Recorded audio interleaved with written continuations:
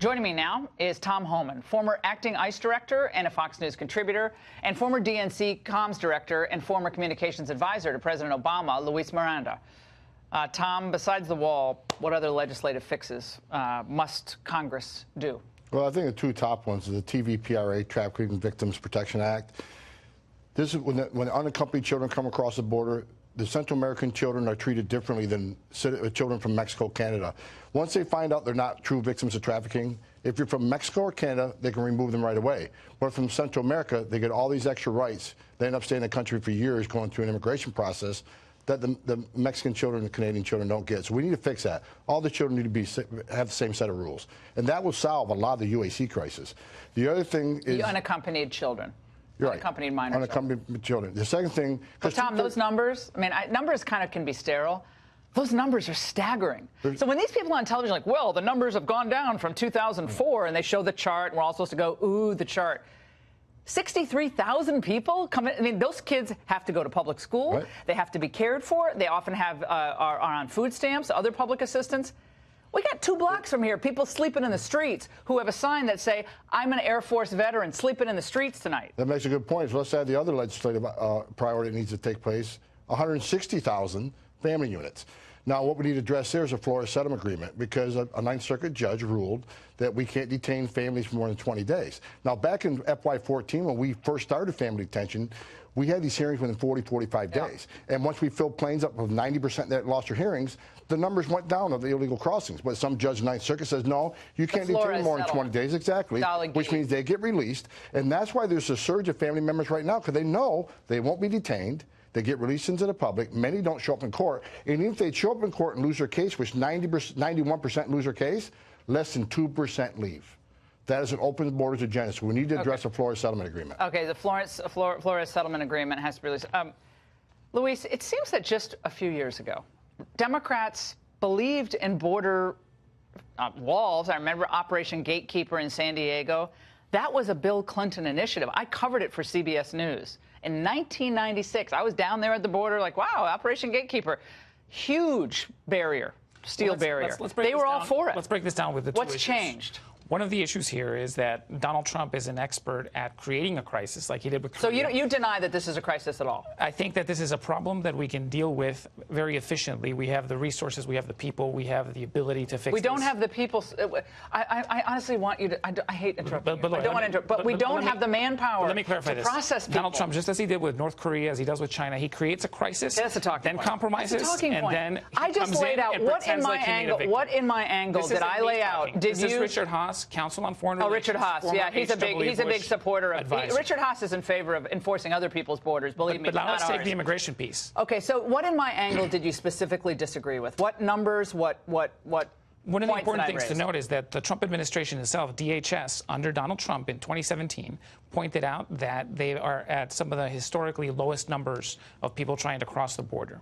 Now, there does seem to appear to be a surge in October and November, but we're not by any means at a crisis level. This is a situation that, yes, we need to do more to work with the 3 countries of Northern and Central America, Honduras, Nicaragua, and El Salvador, to make sure that we're identifying ways to, 1, reduce the violence there, fight some of the criminal organizations, and perhaps work with them to establish points where we can help with these people so that they can request asylum from there. So 400,000 people crossing our border is not a crisis. I just have to understand that. I just have to understand. I know you are well-intentioned, and I think you want a solution to this. I get it.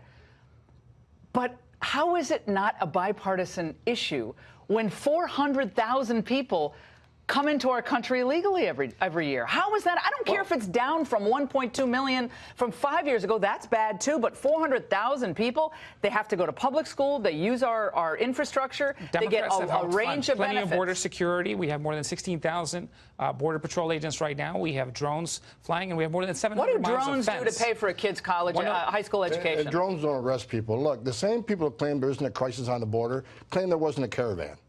And we found out differently, didn't we? There's a crisis on the border. 2 children have died. And if President Trump would, if we wasn't sued by the ACLU and some Ninth Circuit judge says, no, you can enter illegally and still claim asylum, if they would have stuck with what President Trump wanted, come to the port of entry, claim asylum, these 2 children would be alive today because they wouldn't have had to cross between the ports of entry. There's definitely an important incentive to tell parents, don't pay smugglers, don't work with these criminal elements that are taking you through all these countries to get to the southern border. That's fine. We can all agree on that. I don't think any of the. I don't think any country in Central America would want 400,000 people. I mean, I know it's different because they're smaller countries.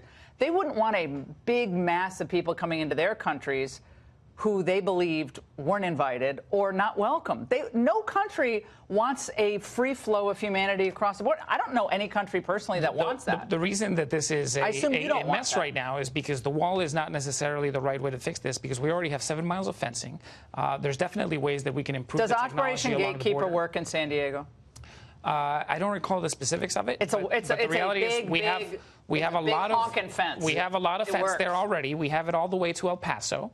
And there's plenty of other things that we need to do. For example, detectors of seismic changes because of the tunnels that they build underneath. Yeah. And those are the true criminal smugglers. Yeah, they are. So every place they build. Democrats I'll be in favor of that. I'm good for that. Shut down the government and have 500,000 people not getting paychecks. To his point, a wall takes a long time. How does that address a crisis? A wall is not going to be built overnight. So how's that dealing with a crisis, First of all, let's be clear. I was at a meeting on the White House today. I made it clear one of the things he needs to talk about is walls do work. Every place they built a barrier, illegal immigration plummeted.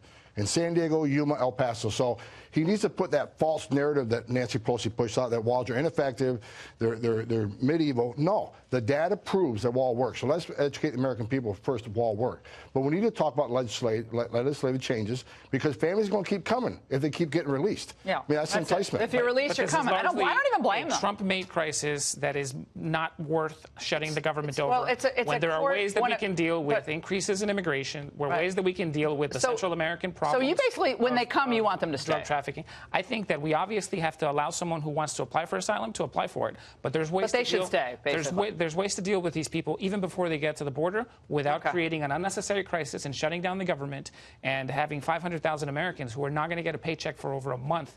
Well, they haven't not been paid. They will be paid when the government reopens. They haven't been paid since the 27th. But the Democrats don't want a border at all. Isn't that the case? They don't want a border. They will be paid at the 25th at this point. You don't answer the question. That kind of reveals a lot to me. I said very clearly that we have always prioritized border security, but do it smartly, not just build a wall. Smart border security, like Swiss cheese. That's Swiss cheese border. What's he going to do? But I just can't believe you're watching the media coverage. You're watching the media coverage.